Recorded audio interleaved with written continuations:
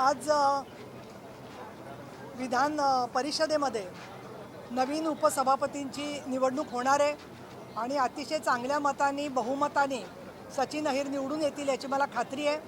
आणि या संदर्भामध्ये चांगल्या प्रकारे अजून विधान परिषदेचं काम व्हावं म्हणून त्यांचं योगदान असेल. त्यांना मी मनापासून शुभेच्छा देते. पण ताई, कालपासून ज्या चर्चा होत आहे की दिलीप गोरे नाराज आहेत, तर त्यांना पुन्हा एकदा संधी हवी होती, पक्षाने त्यांना संधी दिली नाही, यात कितपत तथ्य आहे? नाही, मुळामध्ये आता अनपेक्षित एखादा निर्णय झाल्यावर थोडंसं आश्चर्य वाटू शकतं. परंतु माननीय शिंदेसाहेबांचं माझं आदल्या दिवशी तपशीलवार बोलणं झालं होतं आणि त्यावेळेलाही त्यांनी सांगितलं होतं की सकाळी 10:30 वाजता आम्ही निर्णय जाहीर करू.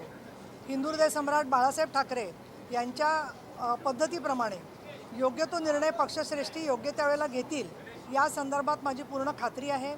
मला त्यांनी विधान परिषदेमध्ये परत संधी दिलेली आहे.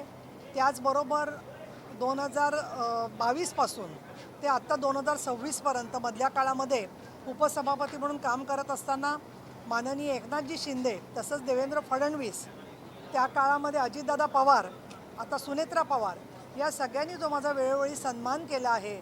आमच्या मंत्र्यांनी सगळ्यांनी कायम आम्ही दिलेले निर्देश गांभीर्याने घेतलेले आहेत. आणि एकनाथ शिंदेसाहेबांनी सभेची निवडणूक असेल, लोकसभेची निवडणूक असेल, या सगळ्यामध्ये शिवसेनेचा नेता म्हणून जबाबदारी टाकलेली आहे. माझे पुस्तक प्रकाशन असेल, माझे कुठले कार्यक्रम असतील, त्या प्रत्येक कार्यक्रमामध्ये त्यांनी लाडकी बहीण योजनेचा जो त्यांनी प्रचार प्रसार केला आहे, त्यामुळे स्त्रियांमध्ये महाराष्ट्रामध्ये एक फार मोठी शक्ती उभी राहिलेली आहे.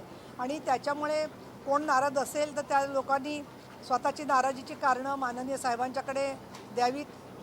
आम्हाला आमच्या पक्षामध्ये चांगल्या प्रकारे कामाची संधी मिळेल अशी मला जरूर खात्री वाटते.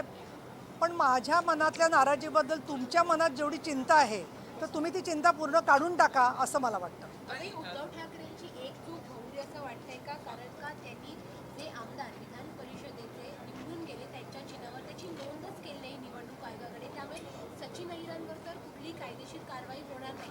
सुनील शिंदेचंही तेच आहे, ते अजूनही दृश्यपानावरच त्यांची कायदेशीर नोंद आहे. त्यामुळे ही एक चूक उद्धव ठाकरेंची त्यांना होऊ शकते का पुढच्या काळात? हे पण मी असं वाचलेलं आहे की ते काही सभापतींना पत्र देणार आहेत. त्यांचा कायद्याचा अभ्यास बघून ते जे काय करतील त्याच्यावरती आमच्या पक्षाच्या वतीने योग्य ते उत्तर दिलं जाईल. त्यामुळे मला असं वाटतं की त्यांचं काय चूक आहे का काय बरोबर आहे हा संपूर्ण फैसला न्यायालय, माननीय सभापती आणि माननीय जनता यांच्या अखत्यारीमध्ये आहे.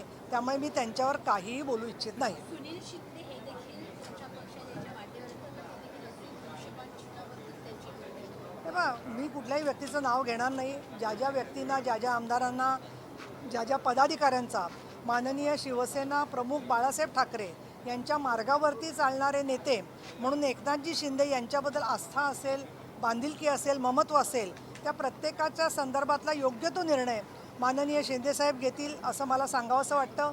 दुसरं, तुम्हाला बाकीची सुद्धा जर का काही कामं असतील, समाजहिताचे प्रश्न आणि इतर सगळ्या गोष्ट, तर याच्यावरती जसं तुम्ही लक्ष ठेवलं आहे तसंच लक्ष आणि आम्हाला सहकार्य कायम द्या असंच मी आपल्याला सांगेन. ताई, एक पेड़ गिर गया है चेंबूर में कल, उसमें एक बच्चा की मौत हो गई, उसको लेके काफ़ी सवाल उठाए जा रहे हैं। ये बहुत ही बड़ी दुर्घटना है और मुझे ऐसे लगता है कि जब बहुत बारिश होती है तो कई बार पेड़ अच्छा तो दिखता है लेकिन बाद में कभी वो गिर जाएगा इसका कोई पता नहीं होता है. लेकिन उसका असेसमेंट एनी म्यूनिसिपल कॉरपोरेशन, फिर बीएमसी हो या पीएमसी हो, वो लोग वो करते हैं. और जब उसकी शाखा को काटा जाता है तब भी उनको अंदाज़ आता है कि या क्या ये नुकसानी कर सकता है क्या.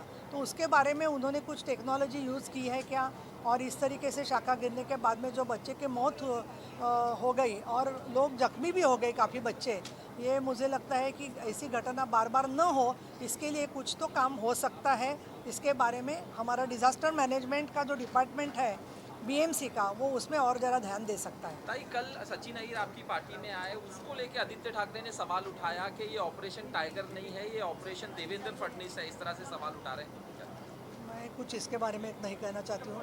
मुझे लगता है वो अपना घर संभालने की कोशिश कीजिए, थोड़ी अकाउंटेबिलिटी रखिए सब लोगों से. एक वो अपने कलीग है ये समझ के अगर वो काम करते थे तो ज़्यादा आसान होता था.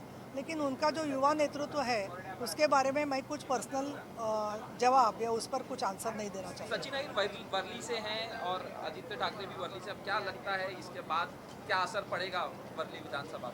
अभी देखिए, मेरी भी पढ़ाई और मेरा सब वास्तव्य वर्ली में ही हुआ है, आदर्श नगर में, और अभी भी मैं वर्ली में रहने को जाने वाली हूँ। तो मुझे लगता है कि वर्ली के लिए तो वर्ली हमसे सबसे प्यारा कॉन्स्टिट्यूंसी है, तो इसके लिए मुझे लगता है कि वर्ली की तरफ सबकी ध्यान है, अच्छी बात है। चलो, ताई, एक प्रश्न असा आहे की ज्या पद्धतीने नाही हे पहा, धार्मिक श्रद्धा ज्याचा त्याचा भाग आहे.